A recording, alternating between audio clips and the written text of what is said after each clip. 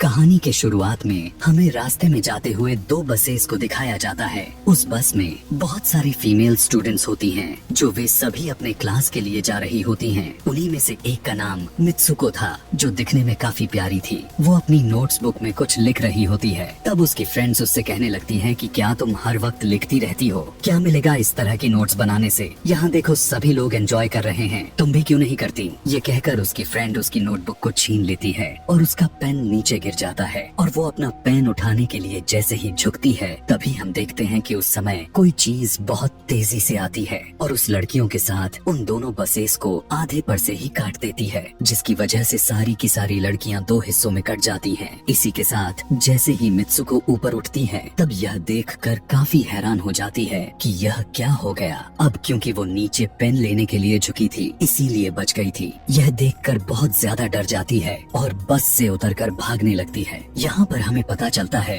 कि इन सभी को काटने वाली चीज कुछ और नहीं बल्कि हवा ही थी, जो सभी को काट रही थी। यह हवा अब मित्सुको के पीछे भी पड़ जाती है। यह देखते हुए मित्सुको चिल्लाते हुए काफी तेजी से भागने लगती है। भागते समय उसे आगे चार लड़कियां और भी दिखाई देती हैं और वो उन्हें झुकने के लिए कहती हैं, लेकिन काफी देर हो चुकी थी। वो हवा उन्हें भी आधे पर से काट कर चली जाती है। लेकिन उनमें से मित्सुको एक लड़की को बचा लिया था कि तभी इन्हें कुछ साइकिलिंग करते हुए लड़कियां नजर आती हैं, जो कहीं पर जा रही थी। उन्हें भी ये बचाने की कोशिश करती हैं, लेकिन वो हवा उनके साथ भी वही करता है जो अभी इनके दोस्तों के साथ हुआ। और इसी दौरान वो लड़की भी मारी जाती है, जिसे अभी उस अदृश्य चीज से बचाया था। अब वो यह देखकर काफी डर जाती है और वो इधर उधर भागने लगती है। आगे हम देखते हैं कि मित्सुको जब एक नदी के पास जाती है, तो वो यह देखकर हैरान हो जाती है कि उस नदी में भी पहले से बहुत सारी डेड बॉडीज पड़े हुए थे, जिसने हवा ने यानी उस अदृश्य चीज ने काट दिया था। वहाँ से वो एक डेड बॉडी के कपड़े लेकर चेंज कर लेती है। अगले सीन में हम देखते हैं कि मित्सुको चलते चलते एक स्कूल में पहुँच चुकी है, जहाँ पर और भी बहुत सारी फीमेल स्टूडेंट्स थीं।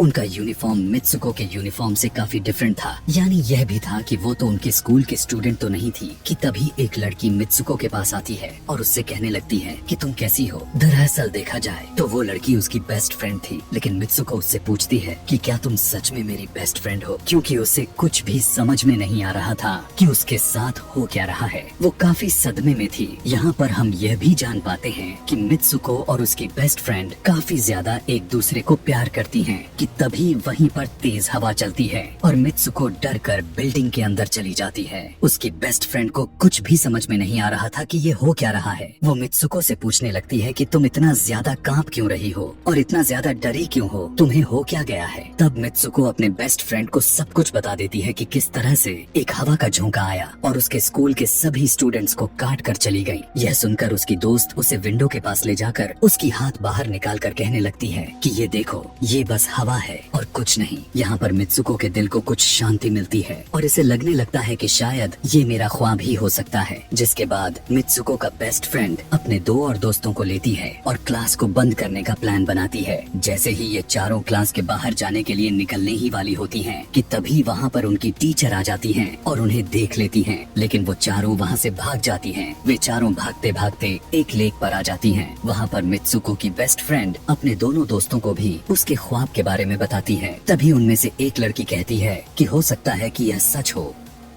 जैसे मिरर वर्ल्ड होती है, जहाँ पर इस दुनिया से ऑपोजिट यानी उल्टा होता है। यह कहकर वो तालाब में एक पत्थर फेंक कर कहने लगती है कि देखो, यहाँ पर मैंने तो पत्थर फेंका है, लेकिन हो सकता है कि दूसरी दुनिया में मैंने ऐसा ना किया हो। कि तभी अचानक से उस तालाब में से एक क्रोकोडाइल निकल कर आता है, उसमें से एक लड़की को खा जाता है। फिर वो लड़की कहने लगती है कि देखो, मैंने कहा था ना, जो इस दुनिया में होता है वो उस दुनिया में बिल्कुल भी नहीं होता, और जो उस दुनिया में हो रहा है वो इस दुनिया में नहीं हो सकता। तो इसको भी उसी दुनिया में मगरमच्छ ने खाया है। और यहाँ पर ये देखो, ये तो बिल्कुल सेफ है। उसी लेक के पास एक बिस्तर यानी एक बेड नजर आता है। ये चारों उस बेड से तकिए को उठाकर खेलने लगती हैं कि तभी हम देखते हैं दूर से दो लड़कियां इन्हें देख रही थीं। उन दोनों लड़कियों में से एक ब्राइडल बनी हुई थी, क्योंकि ये दोनों लड़कियां आपस में एक दूसरे से शादी कर ली थीं। जिसके बाद उनमें से एक फ्रेंड बताती है कि हमें कुछ ऐसा करना होगा जो उस दुनिया में इम्पॉसिबल हो, क्योंकि हमारे किस्मत तो पहले से लिखी जा चुकी है, लेकिन हम इसे बदल भी सकते हैं। जिसके बाद ये सभी लड़कियां अपने स्कूल में वापस आती हैं और नेक्स्ट लेक्चर लेने के लिए क्लास में चली जाती हैं कि तभी मित्सुको देखती है उसके पास एक तकिया पड़ा हुआ है। अब जैसे ही वो इस तकिए को उठाने के लिए नीचे झुकती है कि तभी उसकी टीचर पूरे क्लास में गन से फायर करने लगती है और जैसे ही मित्सुको उस तकिए को उठाकर ऊपर देखती है तो उसके क्लास के सभी लड़कियां मारी जा चुकी होती हैं और यहाँ पर एक बार फिर वो बच जाती है जैसे पिछली बार अपने ड्रीम्स में बच गई थी। मित्सुको की टीचर उसके पास आकर कहती है कि तुम्हारी हिम्मत कैसे हो गई, इस क्लास को बंद करने की तुम्हारा भी मरना तय है। कि तभी उसी वक्त दो लड़कियां और आ जाती हैं और मित्सुको को बचाकर वहाँ से भागने की कोशिश करती है, लेकिन एक दूसरी टीचर वहाँ पर आकर उन दोनों लड़कियों को मौत के घाट उतार देती है। अब जितने भी स्टूडेंट्स की जान बच गई थी, मित्सुको उनके साथ बाहर भागने लगती हैं, लेकिन स्कूल की सभी टीचर्स उन सभी लड़कियों पर फायरिंग करने लग जाती हैं। अब यहाँ पर फायरिंग के दौरान सभी लड़कियाँ जैसे ही वहाँ से बाहर आती हैं, तो यहाँ पर हवा उन्हें काट देती है। यहाँ पर अब मित्सुको यहाँ पर एक बार फिर से अकेली रह जाती है और वो वहाँ से भागकर क्राउड एरिया से होता हुआ पुलिस स्टेशन में जाती है। वो वहाँ पर सब कुछ बताने लगती है। उसकी यह बात सुनने के बाद पुलिस वाली लड़की उससे कहती है कि लेकिन तुमने स्कूल वाली कपड़े तो नहीं पहने हुए हैं। और जब वो उसके सामने एक मिरर को रखती है तब मित्सुको उस मिरर में देखती है कि वो तो एकदम से बदल गई होती है और लोग उसे मित्सुको के नाम से नहीं बल्कि उसे किसी और नाम से बुला रहे थे। यहाँ पर हमें पता चलता है कि उसकी शादी होने वाली थी। तब वही पुलिस ऑफिसर उसे उसकी शादी के लिए लेकर जाती है। यह देखकर आसपास के लोग उसे कॉन्ग्रेचुलेशंस दे रहे थे। अब जैसे ही वे सभी उसे लेकर चर्च पहुँचते हैं तो मित्सुको को बेस्ट फ्रेंड भी वहीं पर मौजूद होती है। मित्सुको उससे पूछने लगती है कि यह सब मेरे साथ क्या हो रहा है। तब उसकी दोस्त उससे कहती है कि अभी खामोश रहो, हम अभी किसी के कंट्रोल में हैं। बस जैसा मैं कहूँ तो तुम वैसा ही करो। और यह कहते हुए वो उसका वेडिंग ड्रेस पहनाती है और उसे वहाँ जाने के लिए कहती है। अब jैसे ही वो अपनी मैरिज सेरेमनी के लिए आगे बढ़ती है तो वहाँ की सभी लड़कियाँ उसका मजाक उड़ाने लगती हैं। यह देखकर उसकी बेस्ट फ्रेंड एक एक करके सभी को मारना शुरू कर देती है। जिसके बाद जैसे ही मित्सुको आगे बढ़ती है तो उसके ग्रूम की जगह एक ताबूत खड़ा हुआ नजर आता है। उस ताबूत को खोले जाने पर एक बड़ा पिग बाहर निकल कर आता है। मित्सुको उसे देखकर काफी ज्यादा डरने लगती है और एक टूटी हुई बोतल से उस पर अटैक कर देती है। जिसके बाद मित्सुको और उसकी बेस्ट फ्रेंड चर्च से भागते हुए बाहर आ जाती हैं। यहाँ गेट पर भी दो लड़कियाँ इन्हें रोकने की कोशिश करती हैं, लेकिन मित्सुको की बेस्ट फ्रेंड इन्हें मारकर वहाँ से भाग जाते हैं। उधर मित्सुको दूसरी तरफ भाग रही थी क्योंकि अब उसे लगने लगा था कि उसके साथ कुछ ज्यादा ही गलत हो रहा है। आगे जाने पर एक और मिरर में खुद को देखती है तो वो एक बार फिर से खुद को बदला हुआ पाती है। अब जिस जगह पर मित्सुको थी वहीं पर रेस हो रही थी कि तभी उसके पास कुछ लड़कियां आकर उससे कहने लगती हैं कि तुम तो बहुत अच्छी रेसर हो, खड़ी क्यों हो, भाग क्यों नहीं रही। और जब वो भागना स्टार्ट करती है तब वो खुद में काफी एनर्जी फील करने लगती है। जिसके बाद मित्सुको रेस जीतने की पूरी कोशिश करने लगती है। भागते समय उसे अपने डेड फ्रेंड्स भी नजर आती हैं जो कुछ वक्त पहले उसके स्कूल में मारी जा चुकी थी। कि तभी उसी वक्त उसकी बेस्ट फ्रेंड भी आ जाती है। तभी ये दोनों नोटिस करती हैं कि वही पिग और वो औरतें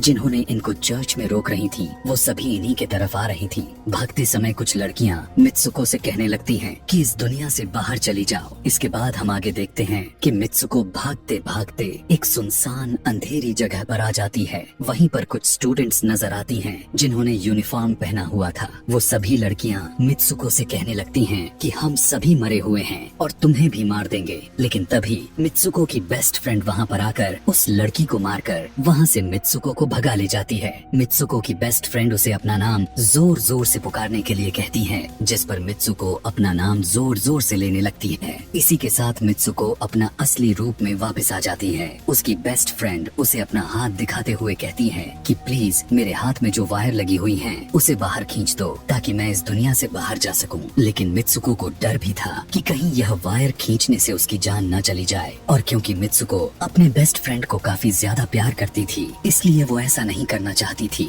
लेकिन ज्यादा उसे फोर्स करने पर वो उसकी वायर्स खींच देती है। वायर खींचते ही उसकी बेस्ट फ्रेंड की बॉडी दो हिस्सों में बट जाती है और तभी उसी वक्त उसे एक गेट नजर आती है। उस दरवाजे से बाहर आने पर वो देखती है कि अब वो आदमियों की दुनिया में आ चुकी है। वहीं पर उसके पोस्टर्स भी लगे हुए थे। जिस पोस्टर को कुछ लड़के देख रहे थे तभी एक लड़का मित्सुको के पास आकर कहता है कि तुम तुम फ्यूचर में हो। इस बात को सुनते ही वो बेहोश हो जाती है। कुछ टाइम के बाद जब उसे होश आता है तब वो आगे बढ़ती है। तब वो देखती है कि एक बूढ़ा आदमी गेम खेल रहा होता है और उसी गेम में मित्सुको वही कैरेक्टर नजर आती है जो अभी बनी हुई है। मित्सुको को देखते ही बूढ़ा आदमी कहने लगता है कि मैंने ही इस गेम को बनाया है और मैं ही हूँ जो तुम लोगों को कंट्रोल कर रहा हूँ। तुम तो बहुत पहले मारी जा चुकी थी, लेकिन मैंने तुम्हारा डीएनए लेकर तुम्हें फिर से बनाया। मित्सुको को जब यह बात सुनकर उसे पता चल जाता है कि यह एक गेम है तो उसे लगता है कि शायद मैं अभी भी अपने दुनिया में जा सकती हूँ। कि तभी उसी समय एक आदमी आता है और मित्सुको को अपने पास बुलाने लगता है। तब वो बूढ़ा आदमी मित्सुको से उसकी आखिरी लेवल को कंप्लीट करने के लिए कहता है।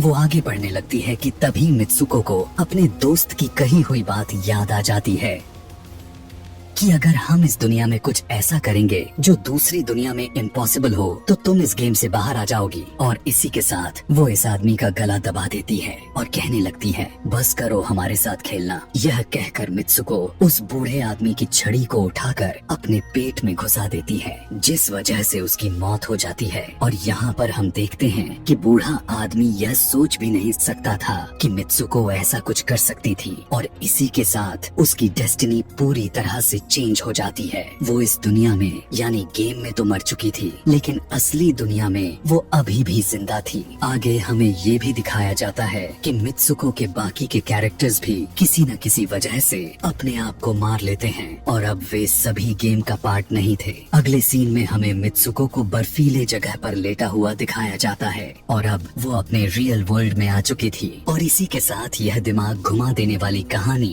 यहीं पर खत्म हो जाती है। आगे और भी ऐसे ही एक्सप्लेनेशन मूवीज देखने के लिए कमेंट में नेक्स्ट लिखना ना भूलें। Thanks for watching.